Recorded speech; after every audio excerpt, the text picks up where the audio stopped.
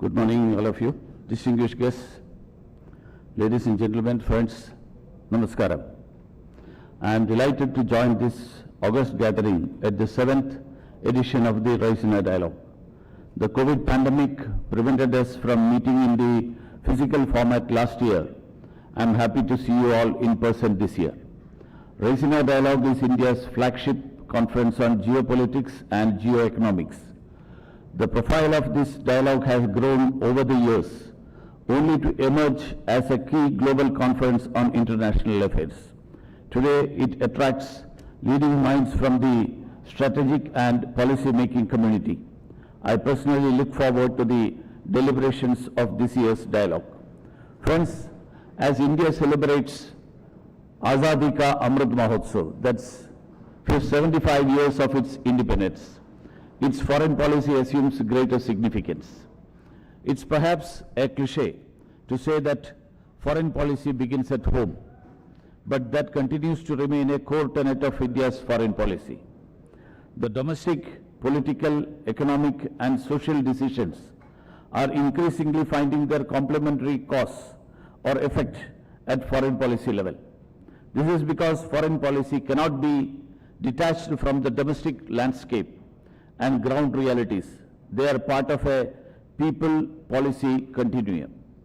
Gone are the days when the foreign policy was decided in boardrooms. Now citizens in remote corners are interested in diplomatic developments. In India's villages, mohallas and streets, issues of foreign policy are being debated. We have been able to offer the global to the local. People's choices, views and aspirations are being heard today. In other words, foreign policy making is driven by the bottom-up approach. Local communities are making interventions and policymakers are reshaping their traditional approach to foreign policy. From climate change to economics, from health to technology, domestic pulls and demands are driving policy responses in ways that were unimaginable a few years back. The principles of accommodation, inclusion and representation become key to any state's decision making. In this people-centric process, we find newer trajectories that allow India to respond better to novel ideas and institutions.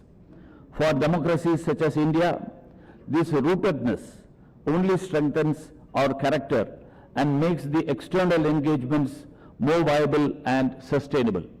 Friends, the world is passing through one of the biggest health and economic crises of the modern times. We have been facing unprecedented challenges due to the COVID-19 pandemic. India today is at the forefront of the global fight against the pandemic, including through our successful indigenous vaccine programs that benefited the entire world. As the result of the pandemic and other geopolitical developments, most nation states are increasingly turning inwards, responding to the demands of their domestic populace.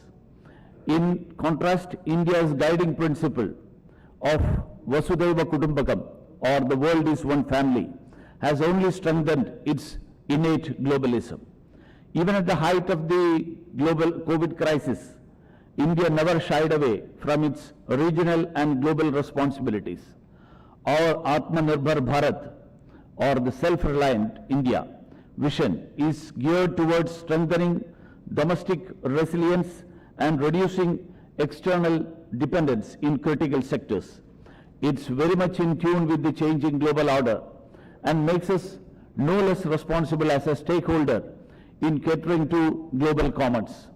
Atmanirbharta, or self-reliance, is not just an economic policy. It's a clear vision of our leadership, which looks after our people and that of the wider world with care and responsibility. If the COVID-19 pandemic has taught us anything, it is that the disruptions do not recognize geographical boundaries. Vulnerabilities could be felt tens of thousands of miles away from the epicenter. It's in recognizing this interconnectedness and identifying the need to strengthen supply chains that our self-reliance mantra is sounded out. Friends, the 13 million strong Indian diaspora play a significant role in our foreign policy.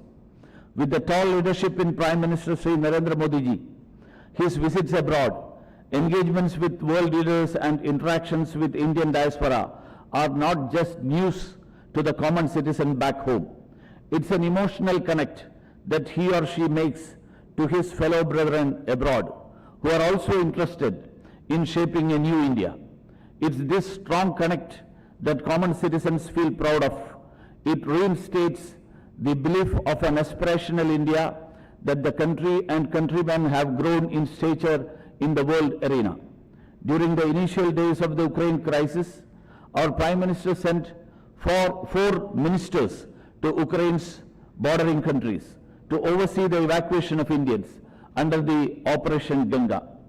That reiterated our commitment to our citizens to ensure the safety and security of Indians in any corner of the world. It underlined a whole-of-government approach. Operations Ganga and Vande Bharat are testimonies for Indians in distress abroad who know they can count on their government.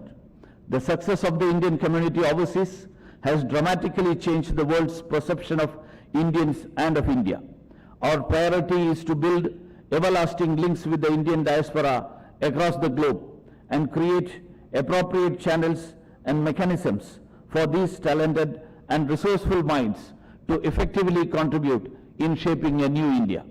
Today, the importance of the Indian diaspora, their interests, safety and social capital in different parts of the world are all being increasingly factored in while framing foreign policy at home. Friends, the line between domestic and foreign policy is increasingly getting blurred. As India moves towards assuming greater regional and global responsibilities, its vision will continue to be shaped mainly by its developmental priorities at home. At 75, India is entering a dynamic phase in its foreign policy making, striving to keep its political, socio-economic and technological dimensions tightly fastened to domestic values and aspirations. This new India is willing, now more than ever, to engage with the wider international community with a self-confidence rooted in its unique civilizational ethos.